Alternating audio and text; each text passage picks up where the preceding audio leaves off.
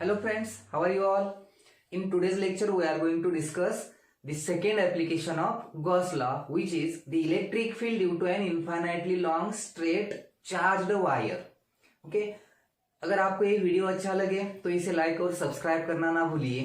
तो चलिए स्टार्ट करते हैं आज का लेक्चर, जिसमें हमें पढ़ना है गॉस लॉ का सेकेंड एप्लीकेशन। तो इस एप्लीकेशन में एक्चुअली क्या करना है हमें, तो इस एप्लीकेशन में हमें इलेक्ट्रिक फील्ड की वैल्यू कैलकुलेट करनी है। और जो इलेक्ट्रिक फील्ड है वो किसकी है, वो इलेक्ट्रिक फील्ड है इनफाइनाइटली लॉन्ग चार्ज्ड वायर की। अब जब वायर टर्म आती है तो हमें एक बात याद रखनी चाहिए कि वायर का शेप जो होता है वो किस तरह का होता है, वो होता है सिलिंड्रिकल शेप। मतलब वायर होती है तो सिलिंड्रिकल वायर होती है। जिस यहाँ पे मैंने ये सिलिंड्रिकल एक चार्ज्ड वायर कंसीडर की है जो इनफाइनाइटली लॉन्ग है। इसकी लेंथ कितनी है ये हमें पता नहीं है, जिस वायर को हमने पॉजिटिवली चार्ज किया है। अब इस वायर पे जो पॉजिटिव चार्ज है, उस चार्ज की वजह से इस वायर के सराउंडिंग स्पेस में जो इलेक्ट्रिक फील्ड तैयार होगी, इसकी उस इलेक्ट्रिक फील्ड की डायरेक्शन जो है वो कैसे होगी, वो आउटवर्ड होगी। अभी ये जो एरोस दिखाए हैं ये इलेक्ट्रिक फील्ड की लाइंस है जो हमें इलेक्ट्रिक फील्ड की डायरेक्शन बताते हैं। और ये जो इलेक्ट्रिक फील्ड है वो आउटवर्ड डायरेक्शन में तैयार हुई है और हमें इसी इलेक्ट्रिक फील्ड को कैलकुलेट करना है। तो इसके लिए मैं यहाँ पे एक पॉइंट कंसीडर करता हूं। सपोज इस इलेक्ट्रिक फील्ड में मैंने एक पॉइंट कंसीडर किया है जो पॉइंट है पी पॉइंट, जो इस वायर के एक्सिस से आर डिस्टेंस पे है। इस पी पॉइंट का जो डिस्टेंस है इस वायर के एक्सिस से कितना है, ये डिस्टेंस स्मॉल आर है। इस पी पॉइंट पे जो इलेक्ट्रिक फील्ड होगी उसकी डायरेक्शन तो हमें पता है आउटवर्ड है, और हमें इस पी पॉइंट में जो कुछ भी इलेक्ट्रिक फील्ड है उसे कैलकुलेट करना है, उसके लिए फॉर्मूला डिराइव करना है।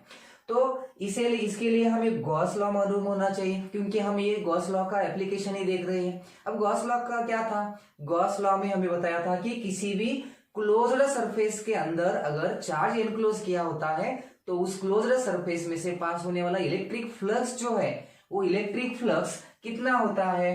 तो गॉस लॉ के हिसाब से ये इस इलेक्ट्रिक फ्लक्स की वैल्यू होती है electric flux phi equal to charge upon epsilon naught. ये होता है गॉस लॉ। गॉस लॉ ने हमें ये बताया है, ये हमें पता भी है।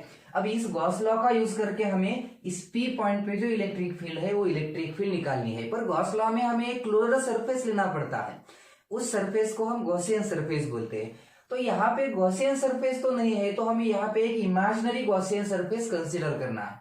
तो गॉसियन सरफेस इस कंडीशन में किस टाइप का हो सकता है, हमें याद है पहला जो एप्लीकेशन हमने स्टडी किया था गॉस लॉ का, उसमें हमने कंसिडर किया था एक चार्ज्ड स्फेरिकल शेल, और उसके सराउंडिंग में जो हमने गॉसियन सरफेस लिया था वो भी एक स्फेरिकल सरफेस ही था, क्योंकि वो एक सिमेट्रिक गॉसियन सरफेस होता है। जिस सरफेस पे किसी भी पॉइंट पे आप अगर इलेक्ट्रिक फील्ड निकालेंगे तो वो सेम आएगी, कांस्टेंट आएगी। तो यहाँ पे भी अगर सपोज मैं एक पॉइंट यहाँ इस पॉइंट को मैंने कंसिडर किया जिसका डिस्टेंस वायर से सेम है स्मॉल आर, यहाँ पे एक पॉइंट कंसिडर किया, इसका भी डिस्टेंस वायर के एक्सिस से स्मॉल आर ही है।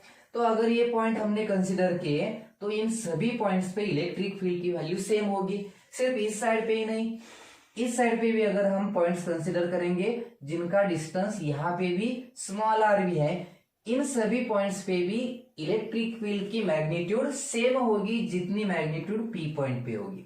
तो हम ऐसा कर सकते हैं कि यहाँ पे जितने भी सेम इलेक्ट्रिक फील्ड के मैग्नीट्यूड के पॉइंट्स है उसे अगर हमने उनका एक लोकस बनाया तो वो किस टाइप का होगा, तो वो भी एक सिलिंड्रिकल सरफेस ही बनेगा। तो हमें यहाँ पे जो गॉसियन सरफेस कंसिडर करना है वो सिलिंड्रिकल होगा। तो इस गॉसियन सरफेस को हम यहाँ पे ड्रॉ करते हैं। तो देखिए यहाँ पे मैंने एक गॉसियन सरफेस कंसिडर किया है जो गॉसियन सरफेस पी पॉइंट से पास होता है, और इस सरफेस के ये जो कर्व सरफेस है इस सरफेस पे हमने कहीं पे भी पॉइंट लिया तो इलेक्ट्रिक फील्ड की मैग्नीट्यूड जो है वो कांस्टेंट रहेगी, डायरेक्शन डिफरेंट आ सकती है। तो अभी यहाँ पे इस पी पॉइंट की इलेक्ट्रिक फील्ड हमें कैलकुलेट करनी थी। ये जो गॉसियन सरफेस हमने कंसिडर किया है आउटर का सिलिंड्रिकल गॉसियन सरफेस, उस गॉसियन सरफेस की रेडियस भी कितनी आएगी, वो आएगी स्मॉल आर, और इस गॉसियन सरफेस की जो लेंथ है वो लेंथ हम कंसिडर करने वाले हैं यल। मतलब ये जो गॉसियन सरफेस है उस गॉसियन सरफेस की लेंथ है यल। इसका मतलब इस गॉसियन सरफेस के अंदर जो वायर आएगी उस वायर की लेंथ भी होगी स्मॉल यल। मतलब इस गॉसियन सरफेस के अंदर पूरी वायर तो आनी नहीं वाली है, इसके अंदर जितनी वायर का जितना भी पार्ट आएगा उस वायर के उस पार्ट की लेंथ भी होगी यल, और उस वजह से जितनी भी इलेक्ट्रिक फील्ड तैयार होगी उसके लाइन, उस इलेक्ट्रिक फील्ड की जितनी भी लाइंस है वो इस गॉसियन सरफेस से आउटवर्ड डायरेक्शन में पास होगी। मतलब इस गॉसियन सरफेस से फ्लक्स पास हो रहा है। तो इसके लिए हमें गॉसियन सरफेस की, इस जो गॉसियन सरफेस है यहाँ पे सिलिंड्रिकल गॉसियन सरफेस, उस सरफेस में से पास होने वाला इलेक्ट्रिक फ्लक्स निकालना है। तो उसके लिए हम हमारी बेसिक मेथड यूज करेंगे। इस सरफेस का मैं यहाँ पे एक स्मॉल पार्ट कंसीडर करने वाला हूं। ये है इस सरफेस का एक स्मॉल एरिया एलिमेंट जिसे हम कहते हैं डीएस। डीएस क्या है? इस सरफेस का एक स्मॉल एरिया एलिमेंट है। यहाँ पे इसको अगर मैंने एक एरिया वेक्टर ड्रॉ किया तो उसकी डायरेक्शन इस तरह से आ जाएगी। ये हो गया इसका एरिया वेक्टर। इलेक्ट्रिक फील्ड की डायरेक्शन तो यही है। अगर इस सरफेस को मैंने इधर लिया होता तो भी सेम कंडीशन आती। तो यहाँ पे इस ई बार और डीएस बार मतलब इलेक्ट्रिक फील्ड की डायरेक्शन और एरिया वेक्टर के बीच में यहाँ पे जो एंगल आएगा वो एंगल कितना होगा? 0 होगा। अगर मैंने यही सरफेस यहाँ पे लिया होता, इस क्रॉस सेक्शन पे लिया होता, सपोज यहाँ पे एक सरफेस है डीएस और ये हो गया इसका एरिया वेक्टर डीएस बार, पर इस पॉइंट पे इलेक्ट्रिक फील्ड की डायरेक्शन तो सेम होगी, यही होगी यहाँ के इलेक्ट्रिक फील्ड की डायरेक्शन। अगर मैंने यहाँ पे स्मॉल सरफेस लिया होता डीएस और इसको अगर एरिया वेक्टर ड्रॉ किया होता तो यहाँ पे भी इलेक्ट्रिक फील्ड और एरिया वेक्टर के बीच जो डायरेक्शन है वो एंगल जो है वो एंगल यहाँ पे मिलेगा हमें 90 डिग्री। सेम यहाँ पे भी मिलने वाला है 90 डिग्री, और ये जो सरफेस है यहाँ पे एंगल जो है 0 डिग्री है।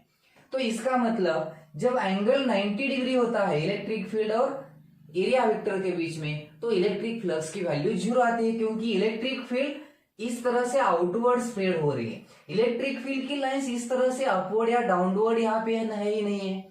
तो अगर इलेक्ट्रिक फील्ड की लाइंस ऐसे अपवर्ड या डाउनवर्ड नहीं जा रही है तो इस क्रॉस सेक्शन में से इलेक्ट्रिक फील्ड की लाइंस पास ही नहीं होगी। इसका मतलब इस क्रॉस सेक्शन, ये जो सर्कुलर क्रॉस सेक्शन है इस गॉसियन सरफेस का, उसके अंदर से जाने वाला इलेक्ट्रिक फ्लक्स भी कितना है? 0 है। मतलब ये दो सरफेस पे इलेक्ट्रिक फ्लक्स की वैल्यू 0 है। तो हमें निकालना है इस डीएस में से पास होने वाला इलेक्ट्रिक फ्लक्स। तो इसका फॉर्मूला हम लिख सकते हैं electric flux passing through small element ds d phi equal to E bar dot ds bar. इसका प्रोडक्ट अगर हम लेंगे तो प्रोडक्ट आ जाएगा ई डीएस कॉस थीटा, पर यहाँ पे थीटा की वैल्यू तो 0 है, और अगर थीटा की वैल्यू 0 है तो कॉस थीटा की वैल्यू 1 आ जाएगी और इलेक्ट्रिक फ्लक्स की वैल्यू आ जाएगी ई डीएस। ये जो इलेक्ट्रिक फ्लक्स है डी फाई, ये इलेक्ट्रिक फ्लक्स है passing through small surface area element DS. ये पूरे गॉसियन सरफेस का फ्लक्स नहीं है, ये स्मॉल सरफेस का फ्लक्स है।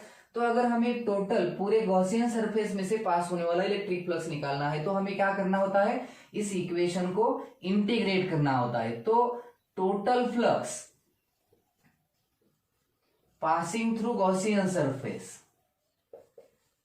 Total flux passing through Gaussian surface phi equal to integration E dot DS. पर यहाँ पे गॉसियन सरफेस पे अगर कहीं पे भी आप पॉइंट लेंगे तो इलेक्ट्रिक फील्ड की वैल्यू जो है वो कांस्टेंट है, इसलिए हम इलेक्ट्रिक फील्ड को इंटीग्रेशन के बाहर लेंगे और इंटीग्रेशन डीएस आ जाएगा। इंटीग्रेशन डीएस का मतलब क्या होगा यहाँ पे? यार इंटीग्रेशन डीएस का मतलब है इस पूरे कर्व सरफेस का सरफेस एरिया। हमें क्रॉस सेक्शन एरिया यहाँ पे नहीं लेना है, पूरे कर्व सरफेस का सरफेस एरिया, और वो सरफेस एरिया आता है 2 पाई आर इंटू यल। ये 2 पाई आर इंटू यल हो गया इसका पूरा सरफेस एरिया, जिसका मतलब है इंटीग्रेशन डीएस। अगर इसे हमने ये ऊपर वाले इक्वेशन में यूज किया तो इंटीग्रेशन फाई की वैल्यू आ जाएगी ई इंटू 2 पाई आर यल। अब ये जो इक्वेशन मिला है थर्ड इक्वेशन, इसे हम कंपेयर करने वाले हैं फर्स्ट इक्वेशन से। अब ये फर्स्ट इक्वेशन और थर्ड इक्वेशन 5 फ्लक्स का इक्वेशन था, तो अगर इसे हमने कंपेयर किया तो इक्वेशन मिलेगा E into 2πRL equal to Q upon epsilon naught. ये इक्वेशन मिला हमें इक्वेशन 1 और थर्ड को कंपेयर करके। इस इक्वेशन को अगर हमने दूसरी तरह से लिखा या फिर इसे देते हैं इक्वेशन नंबर 4। अब यहाँ पे हमें चार्ज को थोड़ा दूसरे फॉर्म में लिखना है। अब ये वायर है, वायर की थिकनेस कम होती है, इसलिए हम वायर को वन डायमेंशनल ऑब्जेक्ट कहते हैं।